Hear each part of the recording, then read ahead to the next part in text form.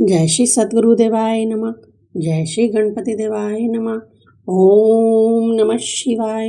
रुद्र संहिता युद्ध खंड 42वां अध्याय।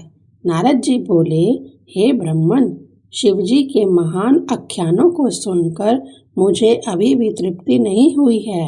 अतः उन महान आत्मा के चरित्र तथा भक्तों के आश्रित हुई उनकी सुख देने वाली लीला को और आगे बतलाइए। ब्रह्मा जी कहने लगे, जलंधर वध की कथा सुन व्यास जी उन मुनीश्वर से इस प्रकार पूछने लगे। तब सनत कुमार जी कहने लगे, हे व्यास जी, अब मंगलदायक भगवान शिव के उस आख्यान को सुनो जिसमें अंधकासुर दैत्य ने शंकर जी के गणपति पद को प्राप्त किया। पहले तो उसने शंकर से बड़ा भयानक युद्ध किया तथा बाद में सात्विक भाव से सदैव उनकी भक्ति की। यह सुन व्यास जी ने पूछा, हे भगवान, ये अंधक कौन था?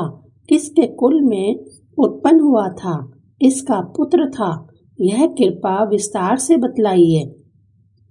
ब्रह्मा जी बोले, यह सुन सनत कुमार जी कहने लगे, एक समय देवताओं के चक्रवर्ती भक्तों पर कृपा करने वाले शंकर अपने गणों और पार्वती के साथ कैलाश से काशी में विहार करने आए तथा काशी को अपनी राजधानी बना भैरव नामक वीर को उसका रक्षक बनाकर पार्वती सहित मनुष्यों की सुखदायक लीला करने लगे। इसी प्रकार एक समय शंकर जी मंदराचल पर्वत पर जाकर जब पार्वती के साथ विहार करते रहे, तब उनके अनेक विहारों में जब पार्वती ने अपने कनक कमल सी प्रभा वाले हाथों से शंकर के नेत्र बंद कर लिए तो क्षण भर के लिए चारों ओर महान अंधकार छा गया तथा महेश्वर का शरीर स्पर्श करने से पार्वती के दोनों हाथों में मद का जल निकलने लगा। पुनः एक बड़ा कराल मुख, भयंकर क्रोध प्रयाण, अंधा विरूपा, जटाधारी, कृष्ण वर्ण, विकृत तथा बहुत से रोमों वाला मनुष्य उत्पन्न हो नाचने, गाने, हंसने, रोने और घोर शब्द करने तथा जीभ से चाटने लग गया।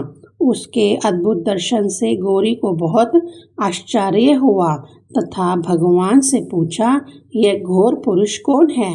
सनत कुमार जी बोले, तब सारी सृष्टि को उत्पन्न करने वाले भगवान शिव ने हंसते हुए कहा कि हे देवी, यह तुम्हारा वही पुत्र है जो तुम्हारे द्वारा मेरे नेत्रों को बंद करने के फलस्वरूप मेरे माथे के पसीने से अभी कुछ क्षण पहले प्रकट हुआ है। तुम्ही ने इसको रचा है। अतः तुम अपनी सखियों तथा गणों सहित बुद्धि से विचार करके जैसा उचित हो इसकी रक्षा करो। इस बात को सुनकर पार्वती ने दया करके तथा अनेक प्रकार के उपायों से उसकी रक्षा का विधान किया। उसी समय हिरण्यनेत्र नामक दैत्य अपने बड़े भाई की संतति वृद्धि देखकर पुत्र कामना से शंकर जी को प्रसन्न करने तप करने वन में गया। उसके तप से प्रसन्न हो शंकर जी ने उसे दर्शन दिए तथा वर मांगने को कहा। उसने कहा कि मैं वंश रहित हूँ, मेरे कोई पुत्र नहीं है। शिव जी ने तथास्तु कहकर उसे पुत्र प्राप्ति का वर दिया और कहा, मेरा अंधक नामक पुत्र तेरे ही समान बलवान है, तो उसको अपने पुत्र के रूप में मुझसे मांग ले।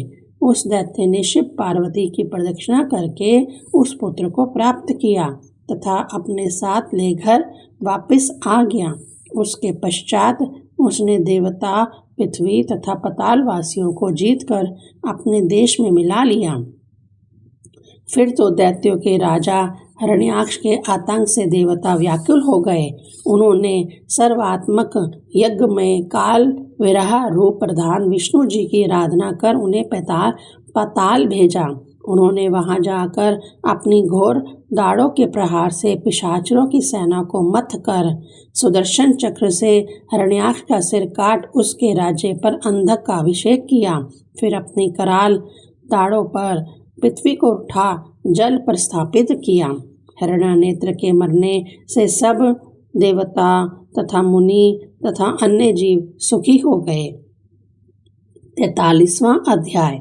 व्यास जी बोले, हे सनत कुमार जी, जब देवद्रोही दैत्य मर गया, उसके बड़े भाई हिरण्यकश्यप ने क्या किया, कृपा करके उसका आख्यान भी मुझे सुनाइए। ब्रह्मा जी ने कहा, सनत कुमार जी, व्यास जी के यह वचन सुन शिव जी के चरण कमलों का स्मरण करके बोले, जब भगवान ने उसके भाई को मार दिया तो वह हिरण्यकश्यप क्रोध और शोक से युक्त हो भगवान से वैर करने लगा। उसने प्रजा को दुख देने के लिए क्रदन प्रिय वीर असुरों को आज्ञा दी। वह अपने स्वामी की आज्ञा शिरोधार्य कर देवताओं और प्रजाओं का क्रदन करने लगे। उनके आतंक से लोगों का नाश होने लगा।